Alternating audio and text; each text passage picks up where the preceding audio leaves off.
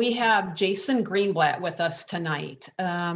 He's a technical specialist at Energetics, and I'm going to let him fill you in on the program that they have going. It's really interesting. So, Jason, you are up. Well, Elaine and Dave, thank you for making some time for me tonight. I've been in San Diego for about 15 years, and most of that time I've been working with electric vehicles. Forgive me, this slide has a lot of words on it, but the words I really want you to focus on are EVWatts.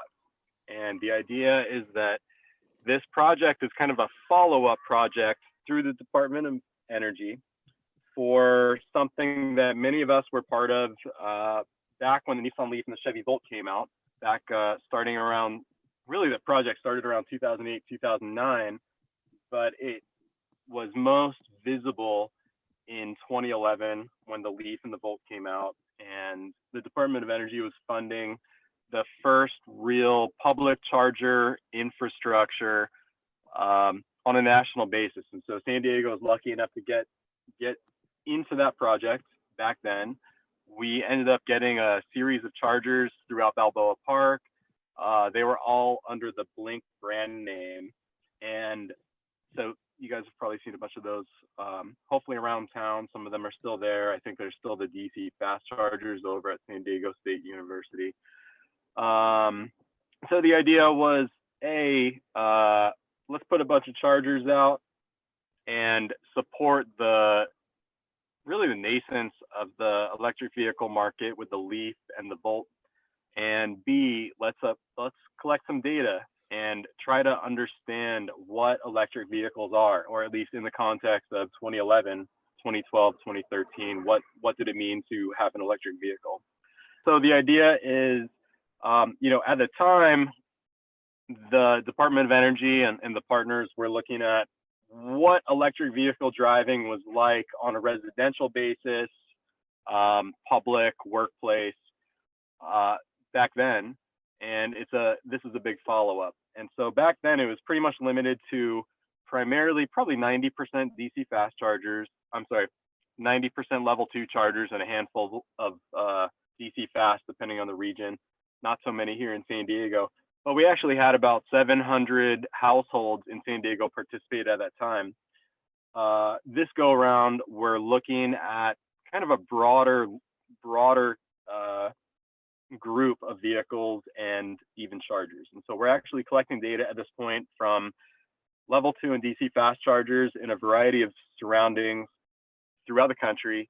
And really, I think the more interesting aspect is the vehicles. And so we're pulling in partners with fleet vehicles and personal vehicles to kind of show where the EV market has come and what it means to have an electric vehicle in the US at this point. And obviously the big changes since 2011 and 2021 are much bigger batteries in electric vehicles. We didn't have the Model S come out until 2012. Now we've got the X, the 3, the Y. We've got a bunch of other vehicles with 60 kilowatt hour plus batteries, bunch of plug-in hybrids, and a ton more charging out there. So things should be a little different. Driving patterns probably haven't changed so much, at least. I guess you really do have to take into account what has happened over the past year while the pandemic has been going on. We certainly have some different trends throughout the nation and the rest of the world during the pandemic. But we'll be looking at really what's happened over the last 10 years. This is nothing I'm really going to speak to. Hopefully you guys can take some screenshots and dig into it. I'm happy to talk about this a little further, but this is a lot of analytical work that Energetics has done in the past. I think that the chart on the left is probably the most interesting one, where we're looking at different kinds of charging locations and how frequently people are charging and how much energy people are using when they go there. And basically, I don't want to take too much time talking here because I could definitely dig into these charts a little bit more than I'm going to.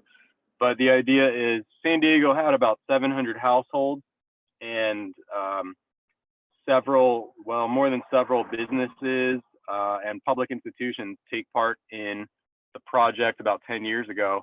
This follow-up project, hopefully San Diego can still be a strong representation, and we'd really like to be able to pull in everybody that's on this call and people to try to get potentially some data loggers on your vehicles, so we can look at anonymizing that data, pulling it into the group, and understanding on a generic basis what EV driving is.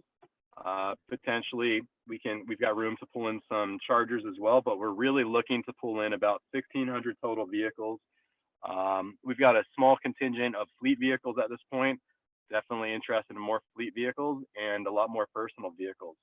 So if you'd be interested in anonymously sharing your kind of electric vehicle travel pattern data with us, we can most likely use it. There's only a few cars that the data loggers we're using don't work with. Most cars will work with a data logger, and we're going to anonymize the data. And of course, there's some really interesting parallels on a 10-year time span that we're going to be able to assess specifically for the San Diego region and several others. So I think that's the last slide. That's the majority of what I had really expected to speak about. I'm happy to answer a couple questions. Would definitely request that if you're interested in learning some more about how to participate, please email me. I think my email, I don't know if my email was in the first slide, but we'll make that available to you. It should be in the newsletter for this week. And can you write it in the chat, Jason? Yes, absolutely. Perfect. So happy to take some questions if anybody's interested. Yeah, anybody have any questions? Hey, Jason, you talked about publishing the results either at the end or real-time updates on a dashboard or something. When is that going to be up? Yeah, so our team is building the dashboard right now. I'm not sure to what extent that's going to be updated or publicized. We definitely have a website. I think the idea is, especially since we're relying so much on stakeholders to participate on both the data collection for the vehicles and the charging side, it would be great to put that dashboard out there. We'll definitely have to work out, to what extent that dashboard, to how low a level of that dashboard shows data, just so that we can preserve the anonymity of the data. But sure. Yeah, that's coming out. The website is live. There's a little bit of information on that, and we'll definitely be developing that throughout the year. I believe this project ends just after the end of this year. So we've got about a year to collect data.